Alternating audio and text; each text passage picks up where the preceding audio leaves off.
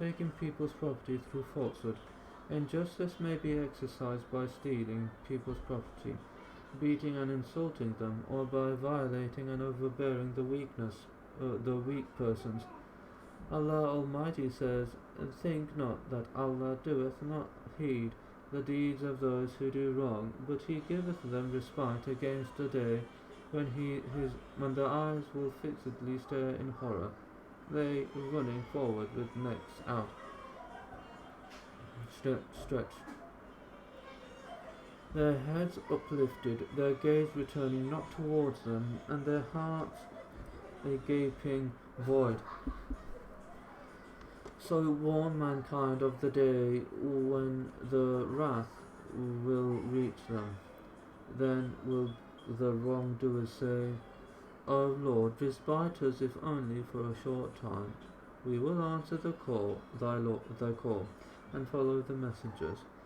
What were ye not wont to swear aforetime, that ye should offer no decline, and ye dealt in the dwellings of men who wronged themselves, and you were clearly shown how we dealt with them, and we put forth many parables in your behoof. He, the Almighty, also says, the blame is only against those who oppress men, who with wrongdoing and insolently transgress beyond bounds through the land, defying right and justice. For such there will be a chastisement grievous. The Almighty says too, and soon will the unjust know what vicissitudes their affairs will take. Verily Allah postpones taking any action against a tyrant, so that the cup of his sins may get full, and thereafter, when he takes him to task, he will not let him escape. Then the Prophet recited, such is the chastisement of thy Lord when he chastises communities in the midst of their wrong. Grievous indeed and severe is his chastisement. The Prophet said, whoever apprised another person concerning his reputation or anything else, he should beg him for forgiveness before the day of resurrection, when there will be no money to compensate for wrong deeds. But if he has good deeds, those good deeds will be taken from him according to his oppression which he has done. And if he has no good deeds, the sins of the oppressed person will be loaded on.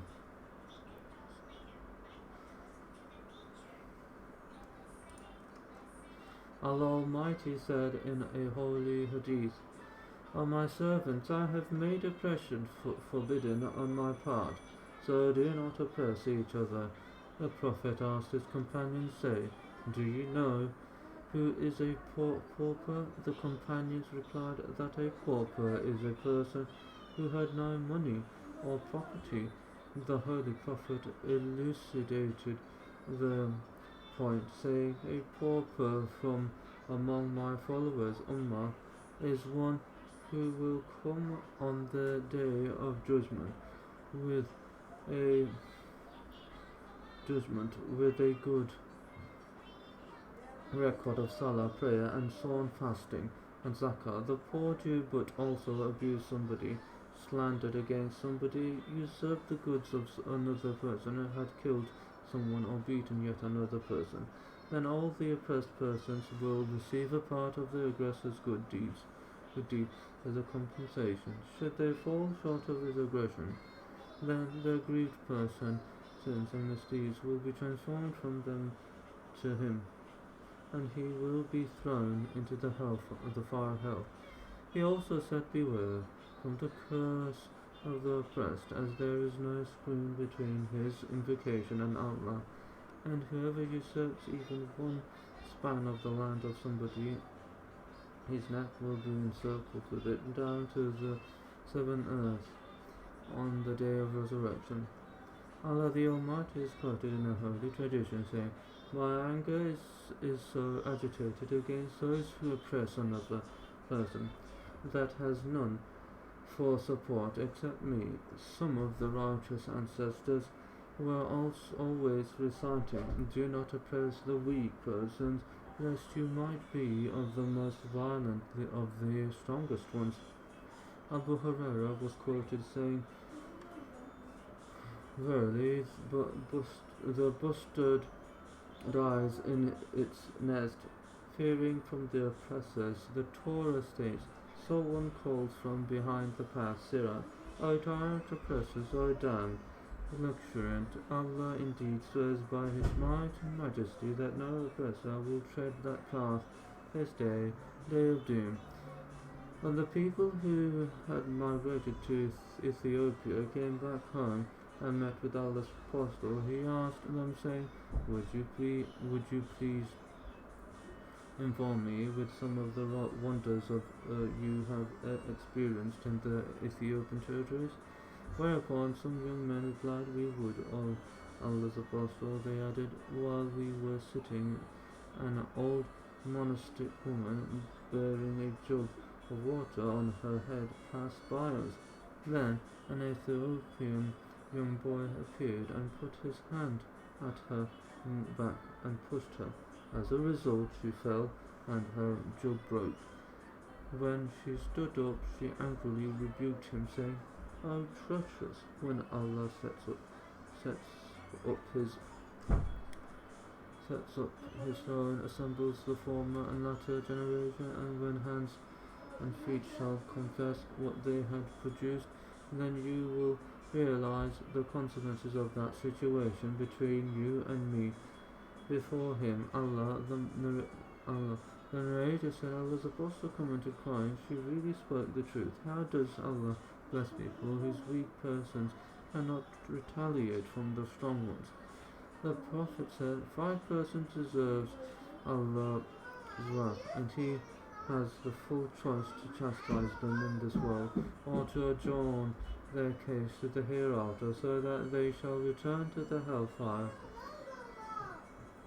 A people's ruler who deceives his full right of his subjects, but does not fulfill their rights from himself or guard them against himself.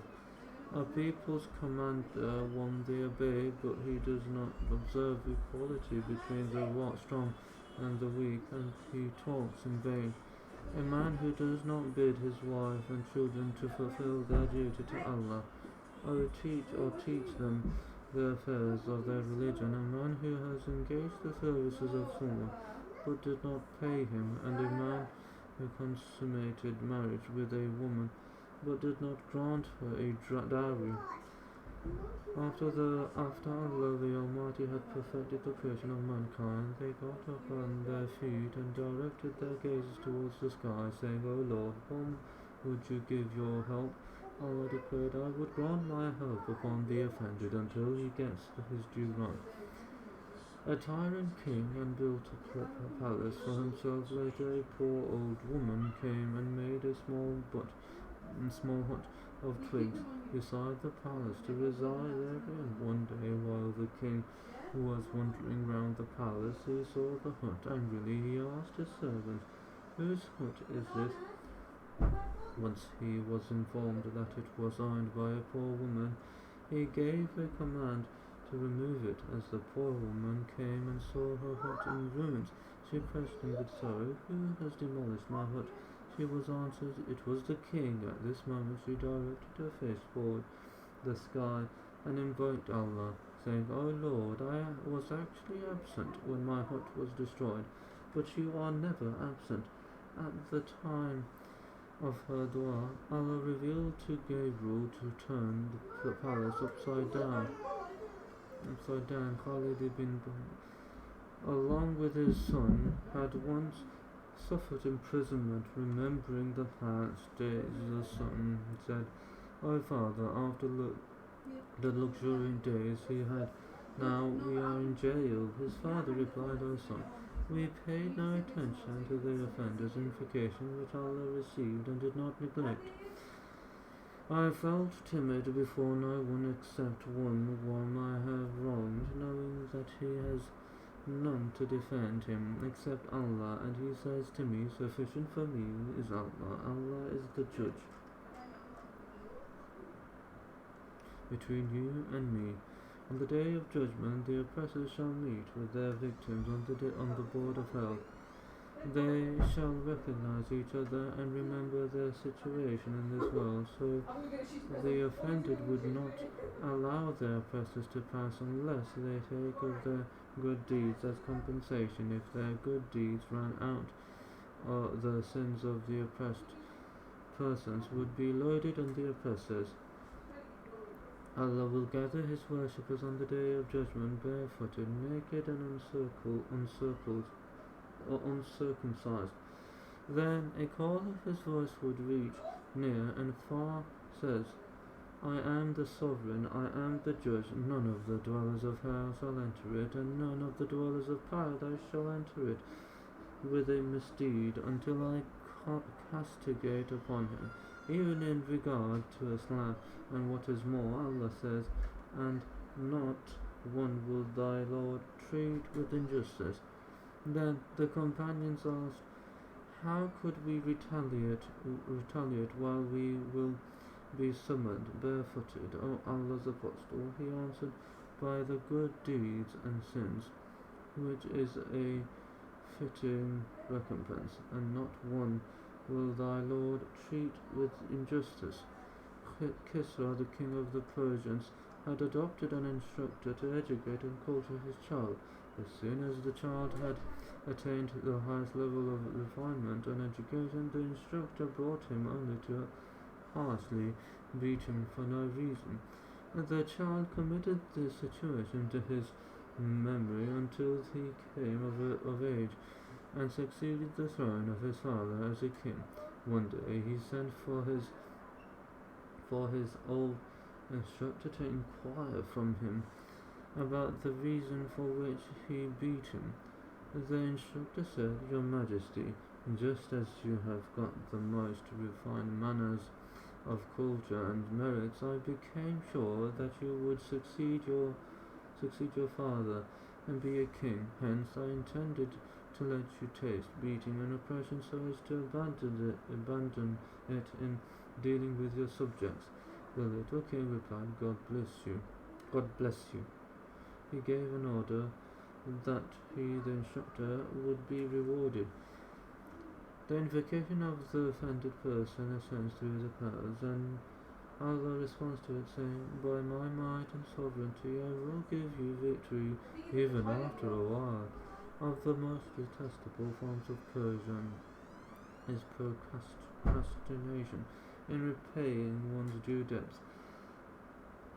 While being able, the Prophet said, procrastination, delay in repaying debts by a wealthy person in injustice. The delay in the payment of debt by one who can afford to pay is injustice that justifies as defamation and torture by the lender. Defamation means that the lender tells him in public that he has delayed the payment. Torture stands for legal imprisonment. To deprive a woman of her due dowry, expenditures, and draping is a form of injustice. Abdullah says, each man and woman on the day of resurrection will be openly shown before all creatures, and it will be said, this is so and so, let those who have a claim of something over him come and get it back. Hence the Prophet said, women shall rejoice as they regain their due rights from their fathers, brothers or husbands. Then Abdullah ibn cited that there will be no more relationships between them that day, nor will one ask after another.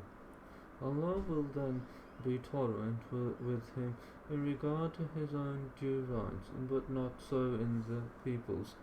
Thereupon such a man or woman will be set up, and Allah will say to the owners of the rights, come and take back your rights accordingly. Allah will command the angels, saying, take of her good deeds and give every right owner her due. In case such a man or woman is righteous and there is a little bit of his good deeds left behind, Allah will multiply it manifold so as to admit him to paradise. But If he was a wretched person and nothing of his good deeds remains, the angels would say, O Lord, his good deeds are over and he is still indebted. So Allah will say, take of their sins and load on him. Finally, such a man will be cast into the fire. To employ a labourer and not to pay him is a type of injustice. The Prophet mentioned Allah say, I will be an opponent to three types of people on the day of resurrection: one who makes a covenant in my name but proves treacherous, one who sells a free person and eats his price, and one who employs a labourer and takes full work from him but does not pay him for his labour. The same rule is dispensed if a Muslim committed any injustices against a Jew or a Christian, for it is subject to Allah saying, I am his opponent. It also applies if someone took an oath regarding a debt upon himself and he was lying.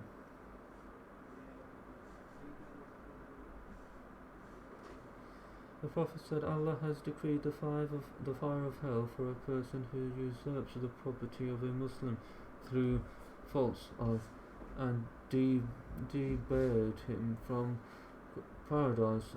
A companion asked a messenger of Allah, even if it is a worthless something. The Prophet replied, even if it be the twig of a bush. Verily, the most abominable thing before a man's eye on the day of resurrection is to face the one he had oppressed in this life and who will sue for retaliation. The Prophet said, Allah will definitely enforce the settlement of all the Jews to those entitled to receive them on the day of judgment. Even the wrong done to a hornless goat by a horned one will be redressed. The Prophet said, the first to dispute with each other on the day of resurrection are a husband and his wife. By Allah, her tongue will not speak, but her hands and feet shall bear witness against her in regard to what she used to mar for her husband in this world, whereas man's hands and feet shall be witnesses against him for what good